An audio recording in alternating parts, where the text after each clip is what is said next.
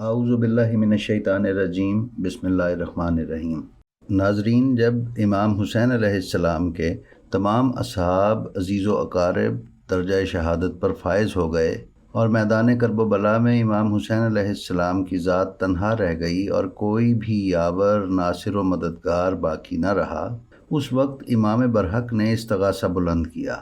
امام کا استغاثہ بلند کرنے کا مقصد کسی دنیا دار سے مدد طلب کرنا نہیں تھا، بلکہ کریم و رعوف امام کا حالت غربت میں بھی کرامت و بخشش کا در کھلا تھا، اور وہ لوگوں کو صدا دے رہے تھے کہ کوئی ہے جو اپنے مقدر کو مثل حر بدلنا چاہتا ہے، جو اس سفینہ نجات پر سوار ہونا چاہتا ہے، جو اپنا خون راہ خدا میں دے کر حیات جاوداں حاصل کرنا چاہتا ہے کوئی جو حرم رسول کا دفاع کرے، ہے کوئی خدا پرست کہ ہمارے بارے میں خدا سے ڈرے، ہے کوئی داد رس کہ خدا سے صلے کی امید میں ہماری مدد کرے، ہے کوئی مددگار جو اس امید پر ہمارا ساتھ دے کہ ہم خدا کے حضور اس کی مدد یا شفاعت کریں گے۔ مخدرات عصمت یعنی خواتین نے جب حضرت کی صدائے استغاثہ سنی تو ان کا گریہ بلند ہو گیا۔ امام علیہ السلام خیام کی طرف تشریف لائے اور اپنی بہن جناب عقیلہ بنی ہاشم سلام اللہ علیہ سے فرمایا، بہن میرا کمسن بچہ لائیے تاکہ میں اس سے وداع کر سکوں۔ پھر امام جناب علی اصغر علیہ السلام کو لے کر خیمے سے باہر آئے اور چاہا کہ بچے کا بوسہ لوں تو حرملہ بن کاہل اسدی نے بچے کو تیر کا نشانہ بنایا۔ وہ تیر شہزادے کے گلے میں پیوست ہو گیا اور شہزادے کو ذبح کر گیا۔ امام مظلوم نے حضرت زینب سلام اللہ علیہ سے فرمایا، بچے کو لے لیجئے۔ پھر اپنے ہاتھوں کو بچے کی گردن سے ٹپکتے ہوئے خون سے بھرا اور آسمان کی طرف اچھال دیا اور فرمایا، جو بات مجھ پر آنے والی مصیبتوں کو آسان کر دیتی ہے وہ یہ ہے کہ خداوند متعال دیکھ رہا ہے۔ امام محمد باقر علیہ السلام فرماتے ہیں کہ اس خون کا ایک قطرہ بھی زمین پر واپس نہیں آیا۔ صاحب عوالم کی روایت کے مطابق امام مظلوم نے جناب علی اصغر علیہ السلام کے بدن کو ان کے خون میں غلطاں کیا اور اپنے گھوڑے سے اترے اور اپنی تلوار سے زمین میں گڑھا کھودا اور بچے کو دفن کر دیا۔ ایک دوسری روایت میں یوں بھی ملتا ہے کہ آپ اپنے معصوم کو ہاتھوں میں لے کر لشکر اعداء کے سامنے آئے اور فرمایا، اے لوگو، تم نے میرے اصحاب اور میرے اہل بیت کو قتل کر دیا اور میرے ساتھ کیے ہوئے وعدہ و بیعت کو توڑ دیا۔ مجھ سے ہاتھ اٹھا لو تاکہ میں اپنے جد کے حرم مطہر کی طرف چلا جاؤں، یا کم از کم مجھے پانی دے دو۔ اب میرے سوا ان عورتوں اور بچوں کا کوئی نہیں رہا جو نیزہ و تلوار چلا سکے۔ وائے ہو تم پر، اور کچھ نہیں تو اس بچے کو ہی پانی دے دو۔ کیا تم نہیں دیکھ رہے کہ یہ مچھلی کی طرح تڑپ رہا ہے، باوجود اس کے کہ اس نے تمہارا کوئی گناہ نہیں کیا؟ امام کا کلام ابھی ختم ہوا ہی تھا کہ ناگاہ حرملہ بن کاہل اسدی ملعون نے امام مظلوم کی طرف تیر چلایا اور یہ تیر بچے کے گلے کو ذبح کر گیا۔ علامہ شوستری مرحوم نے اس ضمن میں لکھا ہے کہ بعض روایات کے مطابق امام حسین علیہ السلام نے شیرخوار بچے کے لیے جو قبر کھودی اور اسے دفن کیا تو اس راز کی شاید چند وجوہات ہوں۔ شاید اس لیے اس بچے کو خود دفن کیا کہ دوسرے شہیدوں کی طرح اس بچے کا سر بدن سے جدا نہ ہو، یا شاید اس لیے اس بچے کو خود دفن کیا تاکہ گھوڑوں کے سموں کے نیچے پامال نہ ہو، یا پھر امام نے اس لیے یہ کیا کہ اہل حرم اس کی تاب نہیں رکھتے تھے کہ وہ اس بچے کے بدن کو دوسری بار اس حالت میں دیکھیں۔ لیکن افسوس مسلمانوں نے امام مظلوم کی اس خواہش کو بھی پورا نہیں ہونے دیا۔ ابو خلیق سے جب مختار نے پوچھا تھا کہ اے ملعون، میدان کربلا میں تیرا دل آقا امام حسین پر ذرا سا بھی نہیں دکھا؟ اس نے کہا تھا، ہاں، ایک موقع ایسا آیا تھا کہ میں نے خدا سے اپنی موت مانگی تاکہ حضرت کی یہ حالت نہ دیکھ سکوں۔ جناب مختار نے پوچھا، وہ کون سی حالت تھی؟ اس نے جناب علی اصغر علیہ السلام کی شہادت کا واقعہ بیان کیا اور امام مظلوم کے اس بچے کو دفن کرنے کا تذکرہ بھی کیا۔ پھر کہا کہ ان ظالموں نے اس بچے کے بدن کو پھر بھی سلامت نہ چھوڑا۔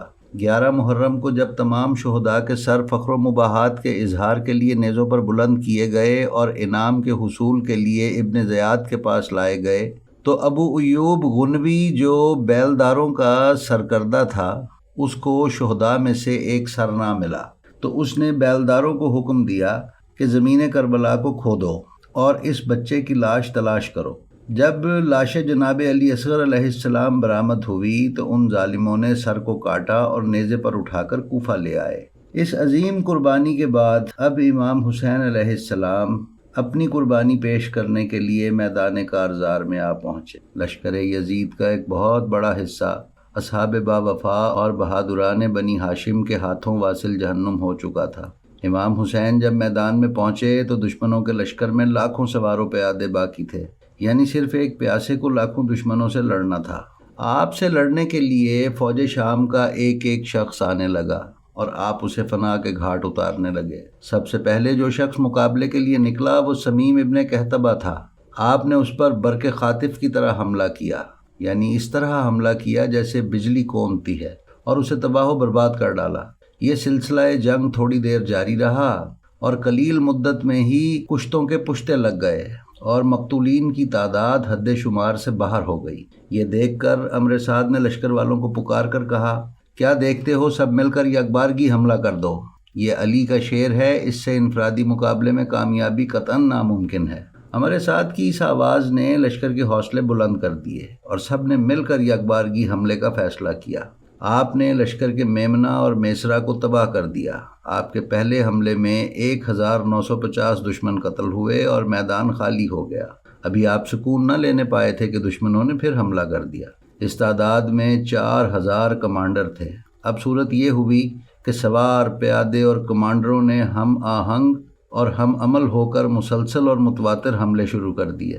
اس موقع پر آپ نے جو شجاعت کا جوہر دکھلایا، اس کے متعلق مورخین کا کہنا ہے کہ سر برسنے لگے، دھڑ گرنے لگے اور آسمان تھر تھرایا، زمین کانپی، صفیں الٹیں، پرے درم بھرم ہو گئے۔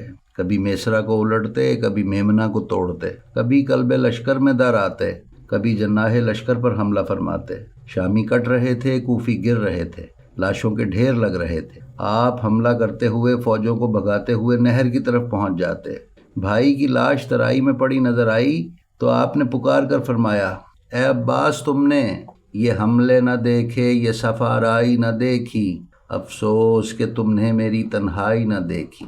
علامہ اسفرائینی کا کہنا ہے کہ امام حسین دشمنوں پر حملہ کرتے تھے تو لشکر اس طرح بھاگتا تھا جس طرح ٹڈیاں منتشر ہو جاتی ہیں۔ کتاب نور العین میں ایک مقام پر لکھا ہے کہ امام حسین بہادر شیر کی طرح حملہ فرماتے اور صفوں کو درہم برہم کر دیتے تھے اور دشمنوں کو اس طرح کاٹ کر پھینک دیتے تھے جس طرح تیز دھار آلے سے کھیتی کٹتی ہے۔ علامہ اربلی لکھتے ہیں کہ آپ کے عظیم الشان حملے کی کوئی تاب نہ لا سکا۔ جو آپ کے سامنے آتا تھا شربت مرگ سے سیراب ہوتا تھا، اور آپ جس جانب حملہ کرتے تھے گروہ کے گروہ کو خاک میں ملا دیتے تھے۔ مورخ ابن اسیر کا بیان ہے کہ جب امام حسین علیہ السلام کو یوم عاشوراء داہنے اور بائنے دونوں طرف سے گھیر لیا گیا تو آپ نے داہنی جانب حملہ کر کے سب کو بھگا دیا، پھر پلٹ کر بائیں جانب حملہ کیا اور سب کو مار کر ہٹا دیا۔ خدا کی قسم، حسین سے بڑھ کر کسی شخص کو ایسا قوی دل، ثابت قدم، بہادر نہیں دیکھا گیا جو شکستہ دل ہو، صدمہ اٹھائے ہوئے ہو، بیٹوں، عزیزوں اور دوستوں احباب کے داغ کھائے ہوئے ہو، اور پھر حسین کی سی ثابت قدمی اور بے جگری سے جنگ کر سکے۔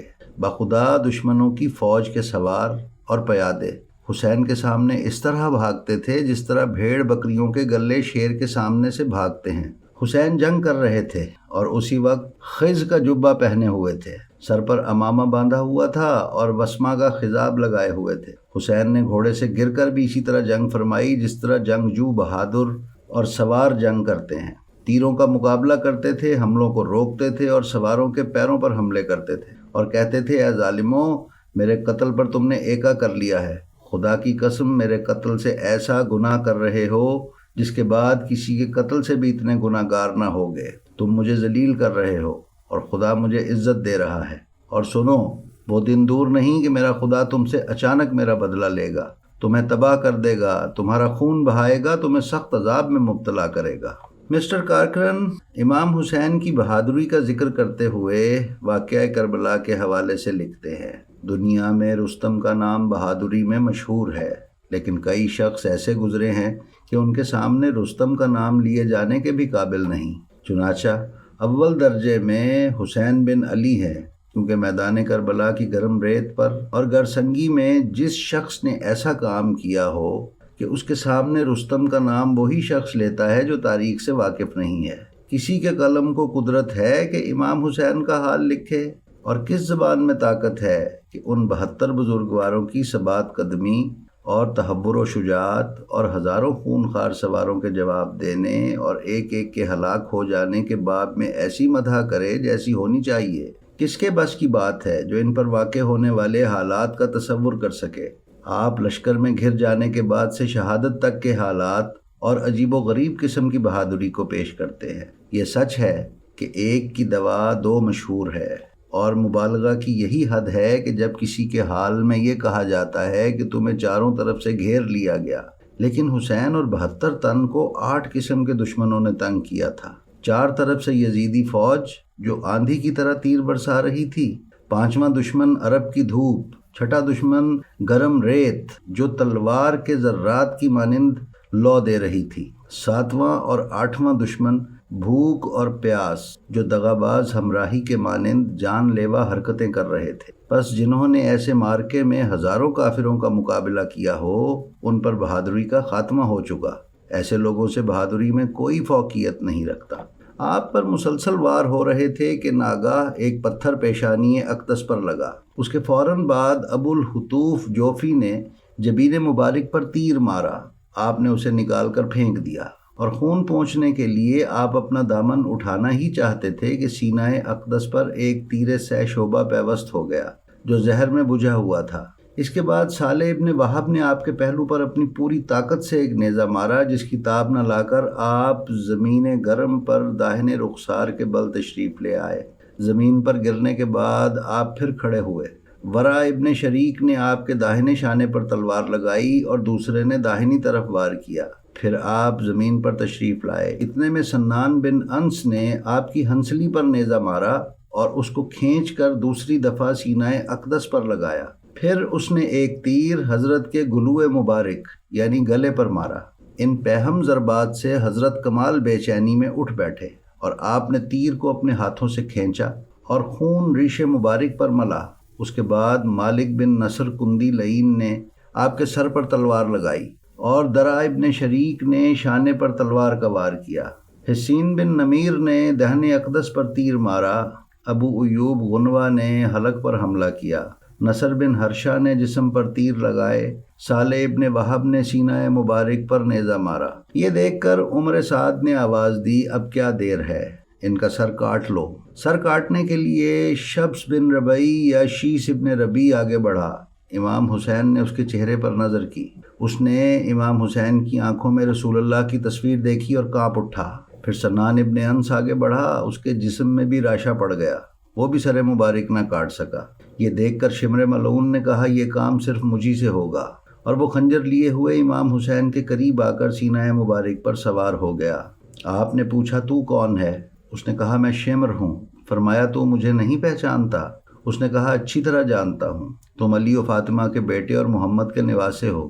آپ نے فرمایا، پھر مجھے کیوں ذبح کرتا ہے؟ اس نے جواب دیا، اس لیے کہ مجھے یزید کی طرف سے مال و دولت ملے گا۔ اس کے بعد آپ نے اپنے دوستوں کو یاد فرمایا اور سلام آخری کے جملے ادا کیے۔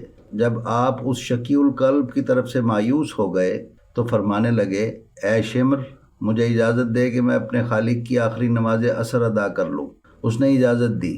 آپ سجدے میں تشریف لے گئے، اور شمر نے آپ کے گلے کو خنجر کی 12 ضربوں سے قطع کر کے سر اقدس کو نیزے پر بلند کر دیا۔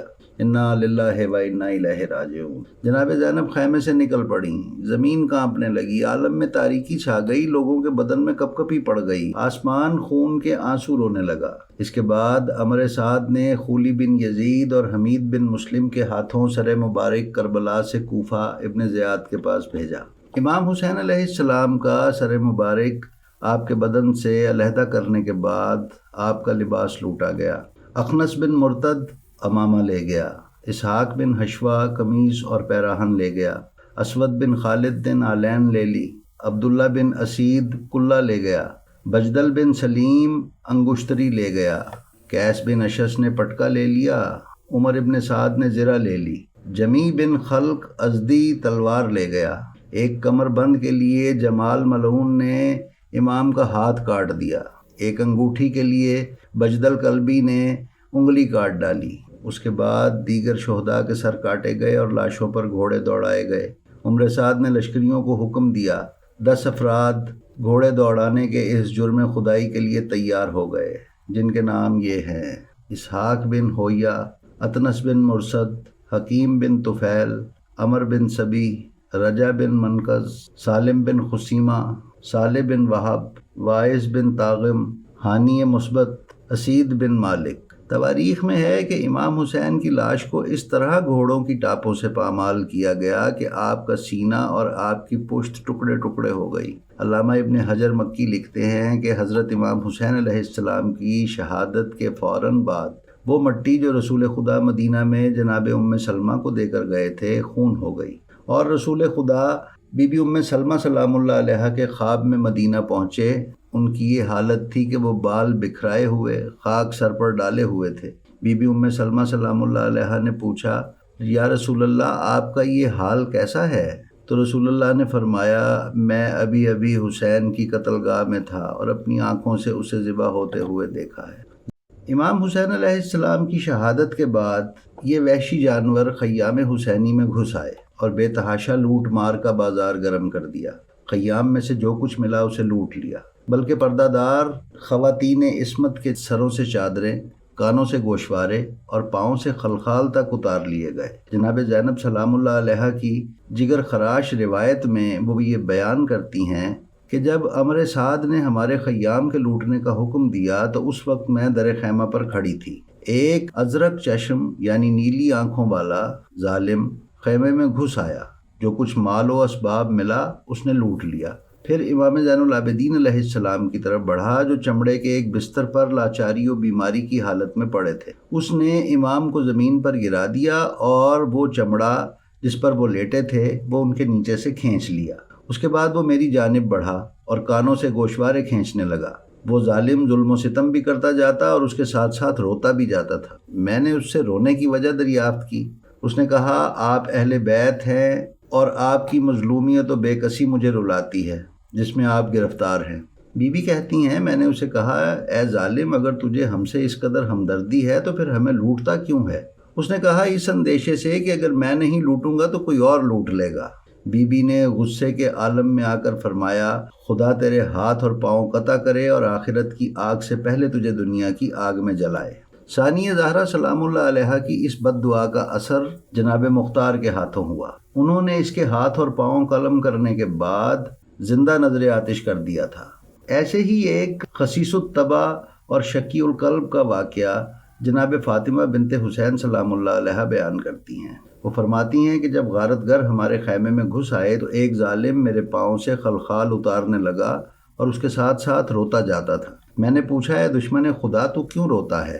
اس نے کہا، بھلا کیوں کر نہ روؤں جبکہ رسول زادی کو لوٹ رہا ہوں۔ میں نے کہا، اگر تجھے اس قدر احساس ہے تو پھر نہ لوٹ۔ تو اس نے کہا کہ میں نے نہ لوٹے تو کوئی اور آ کر لوٹ لے گا۔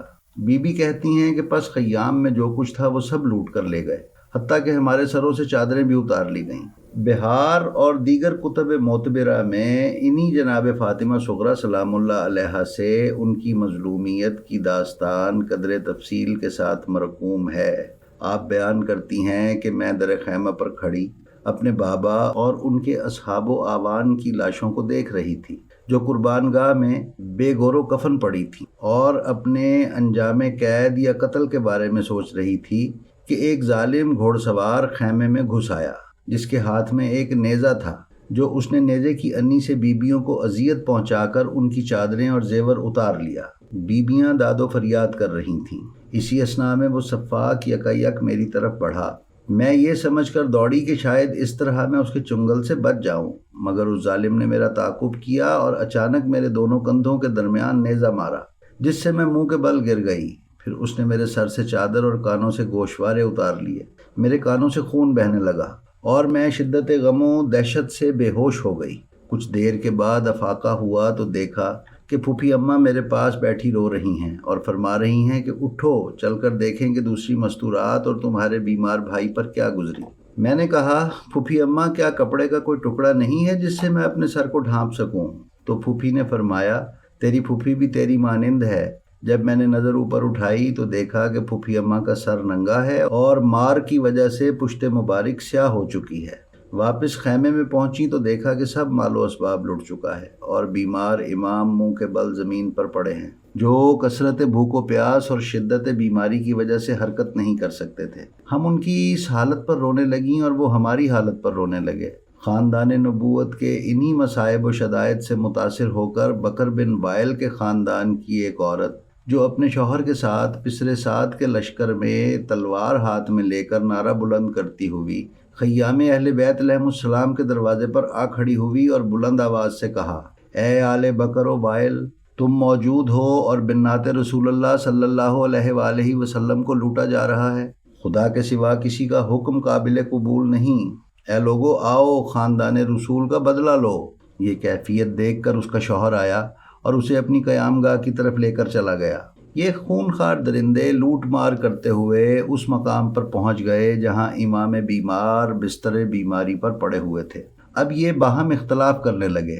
بعض نے کہا کہ مردوں میں سے کسی چھوٹے یا بڑے کو نہ چھوڑو، اور بعض نے کہا جلدی نہ کرو، امیر عمر سعد سے مشورہ کر لو۔ اسی دوران شمر ذی الجوشن تلوار سونت کر پہنچ گیا اور چاہا کہ امام بیمار کو شہید کر دے۔ حمید بن مسلم کہتا ہے کہ سبحان اللہ، کیا لڑکے اور وہ بھی بیمار قتل کیے جاتے ہیں۔ اتنے میں عمر سعد بھی آ گیا اور اس نے شمر کو ایسا کرنے سے منع کر دیا۔ بعض روایات میں ہے کہ جب شمر نے امام کو قتل کرنے پر اصرار کیا تو جناب زینب عالیہ سلام اللہ علیہا نے فرمایا، پہلے مجھے قتل کر پھر ان کو قتل کرنا۔ یہ دیکھ کر ظالم رک گیا۔ یہ ان مقامات میں سے ایک ہے جہاں شریکت الحسین نے اپنی جان خطرے میں ڈال کر اپنے بیمار بھتیجے امام زین العابدین علیہ السلام اور امامت کو بچایا۔ معلوم ہوتا ہے کہ ابھی ظالموں کے ترکش ظلم و جور میں کچھ تیر باقی تھے، چنانچہ سب کچھ لوٹنے کے بعد خیام کو آگ لگا دی۔ بیویاں اس حال میں باہر نکلیں کہ سر کھلے ہوئے، پاؤں میں پاپوش نہیں، روتی ہوئیں اور بہیمانہ طریقے سے قید میں مبتلا تھیں، اور اسی طرح ان لوگوں نے اپنی اسلام اور انسان دشمنی کے جذبے کو عریاں کر دیا۔ امام حسین علیہ السلام کے پسماندگان میں سے صرف ایک بیمار امام علی ابن الحسین زین العابدین علیہ السلام، پردہ نشین خواتین اور کچھ چھوٹے بچے رہ گئے تھے، جو رات بھر خیموں کے جلنے کے بعد کھلے ہوئے صحرا میں مقیم رہے۔ انا للہ و انا الیہ راجعون۔